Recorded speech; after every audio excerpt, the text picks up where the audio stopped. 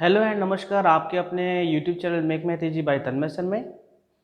और मैं यहाँ आपको एक्सरसाइज 2.4 को कंटिन्यू करते हुए क्वेश्चन नंबर 4 को एक्सप्लेन करने वाला हूँ।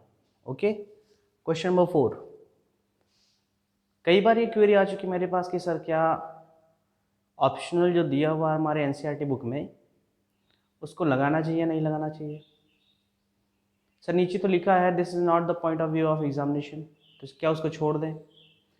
देखिए वो कोई रिस्ट्रिक्टेड या फिर वो एनसीईआरटी के सीबीएसई जो आपका कंटेंट दिया हुआ है, करिकुलम जो दिया हुआ है उसमें ऐसा कुछ मेंशन नहीं है कि नहीं ही आएगा। ठीक है, so we can not assume that this all are the waste materials in our text book. अगर वो इतना ही वेस्ट मटेरियल होता तो उसको उस टेक्स्ट बुक पे पब्लिश ही नहीं किया जाता।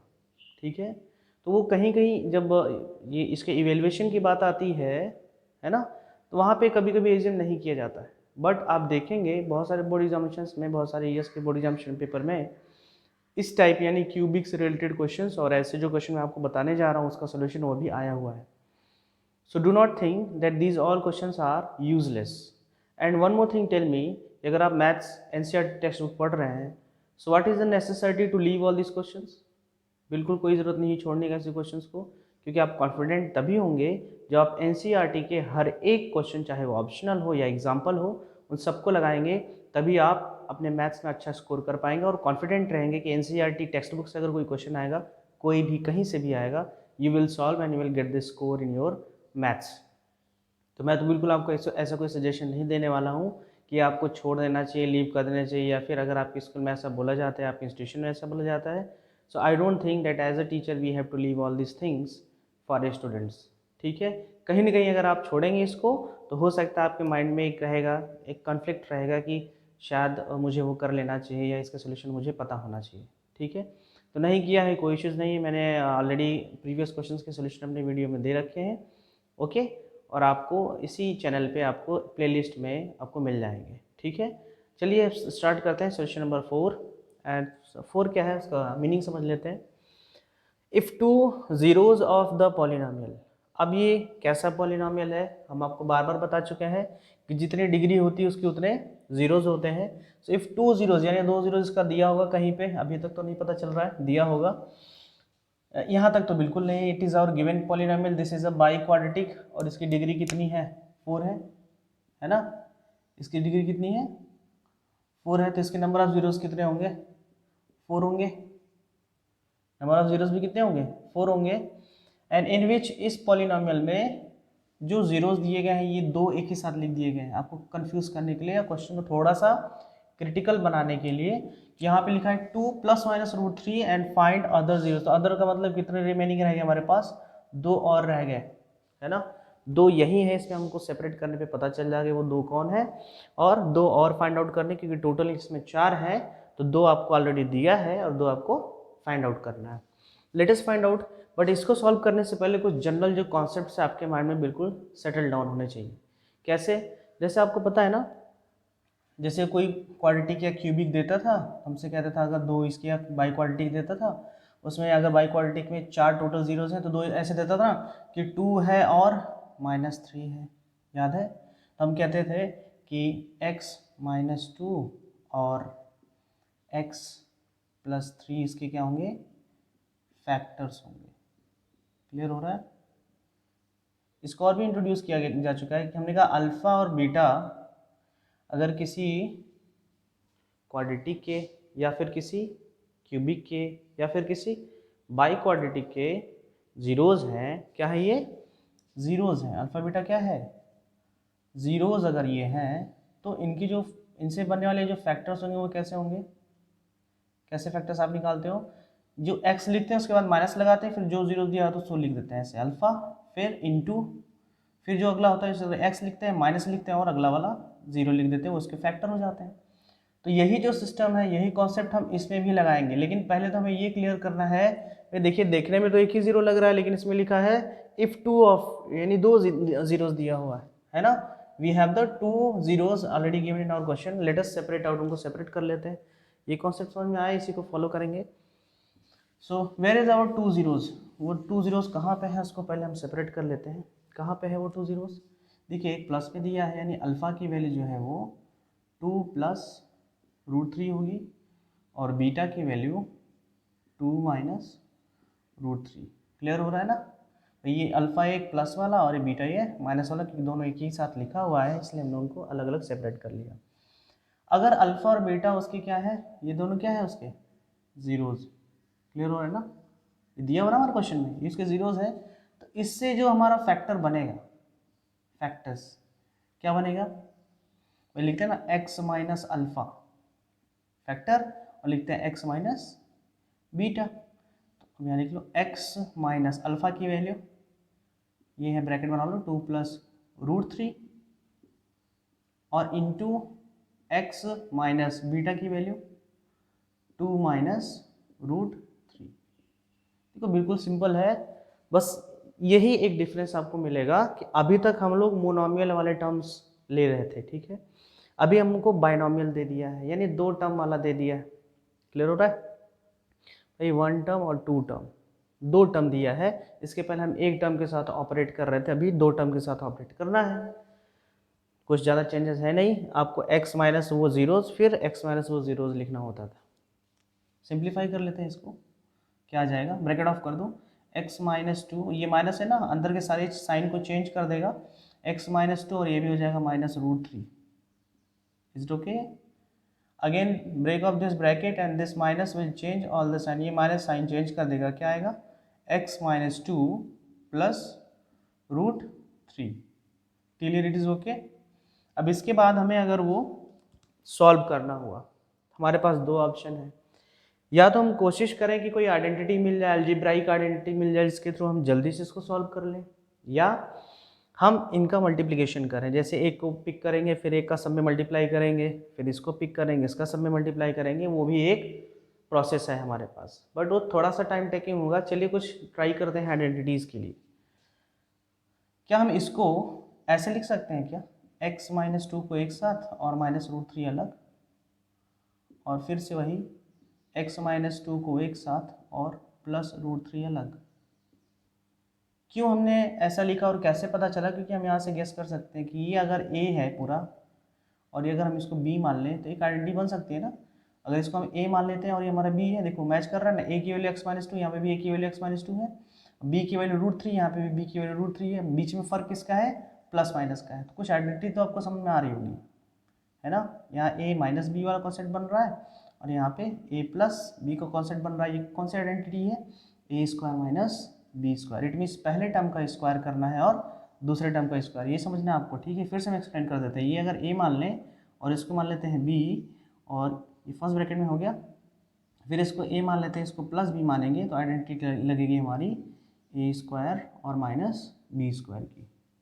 ओके, तो फर्स्ट जो हमारा टर्म है वो है x माइनस 2, यानी x माइनस 2 का स्क्वायर हो जाएगा according to this identity, minus √3 square कर लेंगे ना, तो A square minus B square की आइडेंटिटी लग गई। फिर हुआ, let us solve it. Here again identity will be follow, एक आइडेंटिटी फॉलो होगी आपकी, कौन सी, a माइनस बी की आइडेंटिटी लगी, a minus B whole square, identity will be a square plus B square and minus 2ab।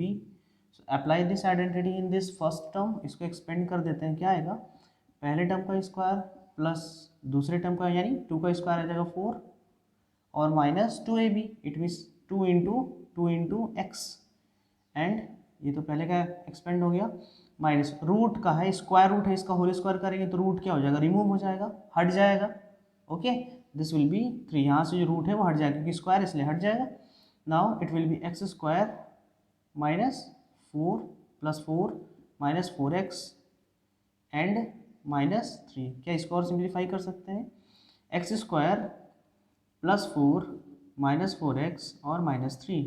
Like term का जो calculation उसको कर लेते हैं, एक्स स्क्वायर को कोई टर्म नहीं है, अरेंज कर लिए, माइनस 4x कि एक्स का कोई टर्म नहीं है। अब ये प्लस 4 और माइनस 3 आप कैलकुलेट कर लो, क्या आएगा, +1। Now it will be your simplified form, ये क्या होगा, सिंप्लीफाइड फॉर्म होगा। और हमने बताया था जैसे ये सारे प्रोसेस कंप्लीट करते हो, ये आपका क्या हो जाता है, फैक्टर क्या हो जाता है, डिवाइजर हो जाता है। It is converted into a divisor. अब इस डिवाइज़र के हेल्प से और इस डिविडेंड के हेल्प से हम बाकी जो हमारे रिमेनिंग ज़ीरोज़ हैं उसको फाइंड आउट करने की कोशिश करते हैं। Okay, so it is clear till here, it is okay. देखो आपके पास दोनों ऑप्शन हमने बताए, आप या तो सिंपल मल्टीप्लिकेशन से कर सकते हो अगर आपको आइडेंटिटी नहीं आ रही है, या आपको उस टाइम कैच नहीं कर रहा है कि आइडेंटिटी कौन सी लगेगी, आप कॉन्फिडेंट नहीं हो, तो आप सिंपल मल्टीप्लिकेशन करोगे तो भी आपके पास यही रिजल्ट आएगा, उसके लिए आपको बिल्कुल सोचना नहीं है। और हमने कोशिश की, आइडेंटिटी लग गई है, it's well and good. What we have to do, we have to use this as a divisor. क्या करेंगे, डिवाइजर का यूज, डिवाइज ये करेगा, किसको डिवाइड करेगा, इसको। चलिए डिवाइड करते हैं, x power 4 and minus 6x power 3 minus 26 x square plus 138 x and minus 35। ये भी हमने आपको बताया था कि डिवीजन स्टार्ट करने से पहले जो डिविडेंड होता है या जो डिवाइजर होता है, बेसिकली डिविडेंड जो होता है, ये स्टैंडर्ड फॉर्म में लगा होना चाहिए। स्टैंडर्ड फॉर्म का मीनिंग फिर से बताते हैं हम आपको, हाईएस्ट पावर से लेके लोवेस्ट पावर के फॉर्म में अरेंज होना चाहिए। So highest power is 4, then 3, then 2, then 1 and then x to the power 0, जो कि विजिबल नहीं है, तो ये ऑलरेडी स्टैंडर्ड फॉर्म में लगा हुआ है, इसको और ज़्यादा रीअरेंजमेंट करने की कोई ज़रूरत नहीं है। और इसको किस टर्म, कौन डिवाइजर है हमारा भाई, हमारा डिवाइजर यहाँ पे है, क्या है वो, x square and minus 4x and plus 1। तो यहाँ तक तो क्लियर होगा, इसमें कोई डाउट नहीं होना चाहिए। ये आपके ऑलरेडी पॉलिनोमियल ये क्वेश्चन में दिया हुआ है, हमने वो फाइंड आउट कर लिया जो हमारा डिवाइजर है, फैक्टर के हेल्प से, जो जीरोस दिया उसके हेल्प से फाइंड आउट कर लिया है। Now the simple steps we have to following during the division. चलिए फॉलो करते हैं। एक्स पावर 4 फर्स्ट टर्म ये लेंगे और इसका एक्स पावर 2 क्या आएगा, एक्स स्क्वायर आएगा। थोड़ा प्लस माइनस का ध्यान देना है आपको। This will be your quotient, होगा ना, क्वोशेंट होगा या नहीं होगा, यस सर। सो ये क्वोशेंट आपका हो जाएगा क्या, एक्स स्क्वायर। ये एक्स स्क्वायर जो भी आता है, हमने बताया था जो भी क्वोशेंट आता है उसका डिवाइजर के सारे टर्म में मल्टीप्लाई करते हैं, पूरे टर्म में मल्टीप्लाई करते हैं, याद होना चाहिए।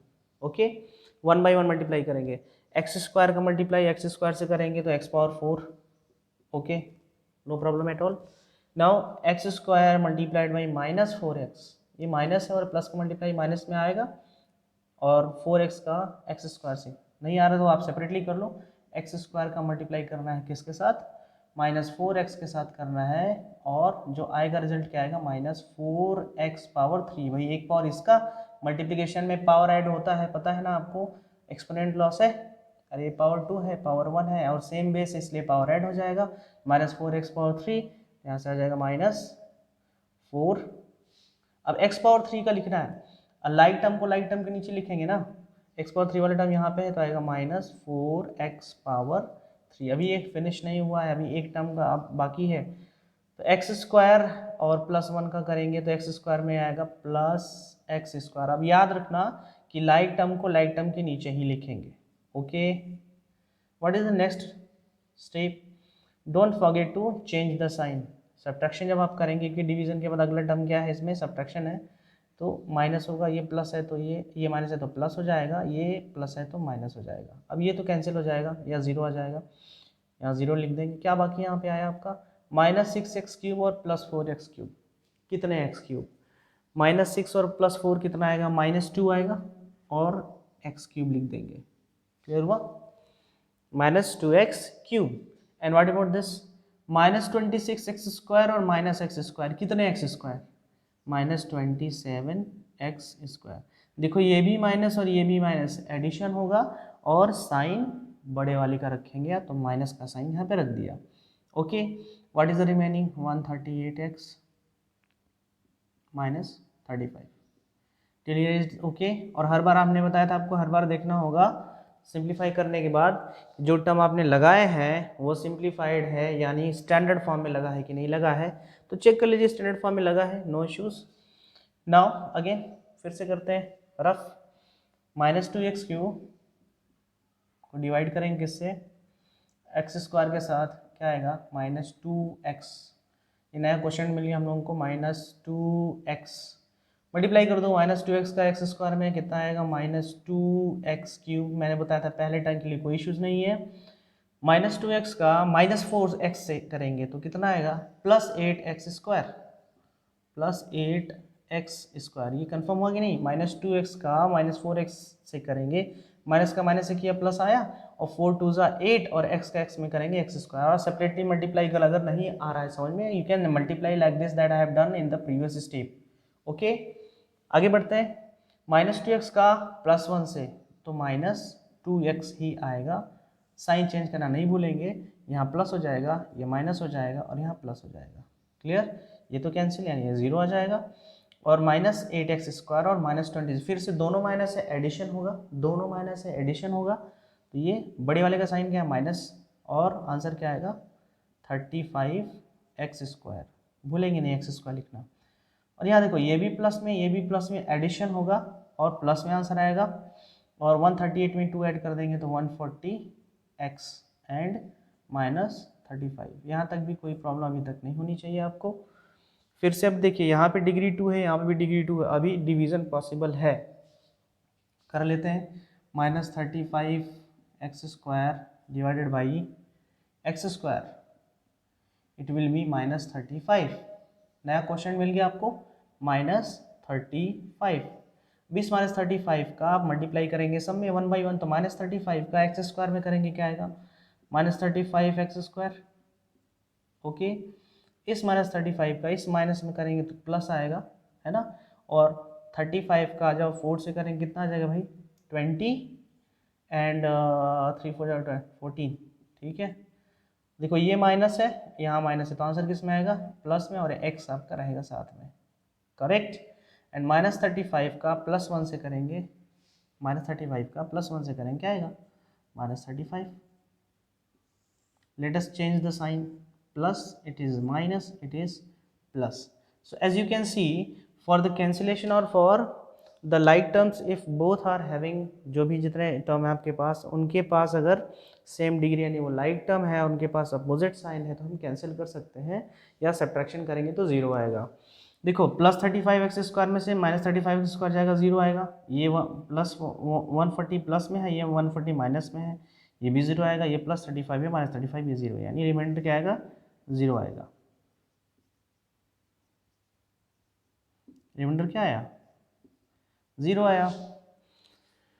एक और बात हमने आपको बताई थी, very important thing was there, कि जब भी ऐसे क्वेश्चन हो, जीरोस दिया हो, फैक्टर आपने फाइंड आउट कर लिया, इस फैक्टर से आपको जो भी मिलेगा, या तो लीनियर, क्वाड्रेटिक, जो भी आपके पास पॉलिनोमियल आएगा, और जो पॉलिनोमियल डिवाइज़र का काम करेगा, ये डिवाइज़र, जो डिवाइज़र आएगा ना, ये डिवाइज़र हमेशा दिए गए पॉलिनोमियल को डिवाइड करेगा ही करेगा।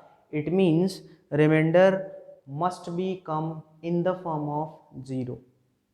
अगर ऐसा नहीं आ रहा है तो या तो इसमें आपने मिस्टेक की है, it means to find out the correct divisor, या तो आपने इसमें मिस्टेक की है to calculate in the division.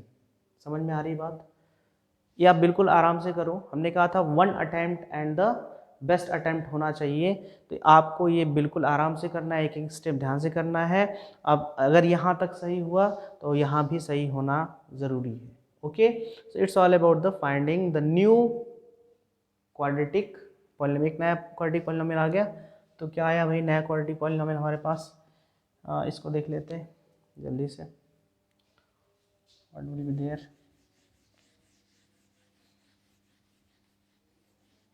General concepts का यूज़ करके ही क्वेश्चन को लगाएंगे, बहुत ज़्यादा आपको परेशान नहीं होना, थोड़ा सा है ये, तो ध्यान देना होगा। Now this can be written as x⁴ -6x³ -26x² + 138x and -35 जो है ना, इसको हम लोग लिख सकते हैं, क्योंकि रिमाइंडर तो 0 आ गया है, तो हम इनका मल्टीप्लाई करके लिख सकते हैं ना इसको। क्या आएगा? x² -4x and +1, then after x² -2x -35 और +0। अब ये किससे लिख दिया हमने? किसी से नहीं लिखा हमने, a = bq + r बोल लो आप। या फिर वही dividend is equal to divisor into question plus reminder, जो भी समझ में आ रहा है उसे कह सकते हैं, लिख सकते हैं। Okay, now we have to factorize this one. इसको एक बार अलग से फैक्टराइज करो, क्या आएगा, x square minus 2x minus 35। इसको कर दो स्प्लिटिंग द मिडिल टर्म, उसी से कर देते हैं, मिडिल टर्म को स्प्लिट कर देंगे। ऐसा नंबर बताओ जिसका मल्टीप्लाई करने पे माइनस 35 आ जाए और सब्ट्रैक्ट करने पे माइनस 2 आ जाए। तो 35 का फैक्टर करेंगे तो 7 और 5 तो आएगा, लेकिन हमें आंसर किस में चाहिए, माइनस में, यानी दोनों में से कोई एक है जो माइनस में आएगा और बड़ा वाला ही माइनस में होगा। ठीक है ना, -7 कर दीजिए, x square minus 7x plus 5x और माइनस 35। ये कॉन्सेप्ट समझ में आया ना, मल्टीप्लाई करने पे माइनस भी आएगा और ऐड करने पे या सब्ट्रैक्ट करने पे -2 भी आ जाएगा। ठीक है ना, okay. So now what we can take common in this first two pairs, इनमें कॉमन लेना होगा ना, x आएगा तो x माइनस 7 बचेगा, और इसमें से अगर +5 कॉमन कर लें तो x माइनस 7 हमारे पास यहाँ बचेगा। Now x minus 7 will be common in all and x plus 5 will be remaining part. और हमें क्या फाइंड करना है, जीरोस। तो जीरोस फाइंड आउट करने के लिए हम कहते हैं ना, इक्वेट कर दो, जीरो जीरो की इक्वेट कर देंगे, यहाँ से आपके पास रिमेनिंग 2 जीरोस जो मिल जाएंगे। x minus 7 is equal to 0, x is equal to 7, this is the third zero, and x plus 5 है ना, if x plus 5 then this, and if x plus 5 is equal to 0 then x is equal to what, -5। ये transfer हो जाएगा ना, आ जाएगा।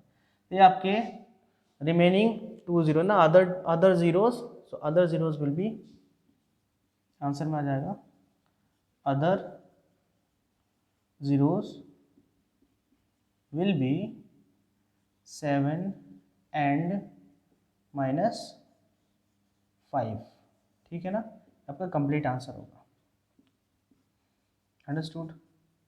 हमने आपको कोई नई चीज़ नहीं बताई है, हमने आपको वही कॉन्सेप्ट बताया है जो अपनी प्रीवियस वीडियो में आपको बताया था, कि जो जीरोस दिया होता है अल्फा और बीटा, है ना, वही फैक्टर कैसे निकालते हैं आप, उसी का यूज़ करके थोड़ा सा प्रॉपर्टीज़ आइडेंटिटीज़ लगाने के बाद हमने अपना रिक्वायर्ड डिवाइज़र फाइंड आउट कर लिया था। After finding the divisor we have completed our division, अपने डिवीज़न को कंप्लीट कर लिया है और उसके बाद अपने फाइनल आंसर तक, डेस्टिनेशन तक पहुँच गए।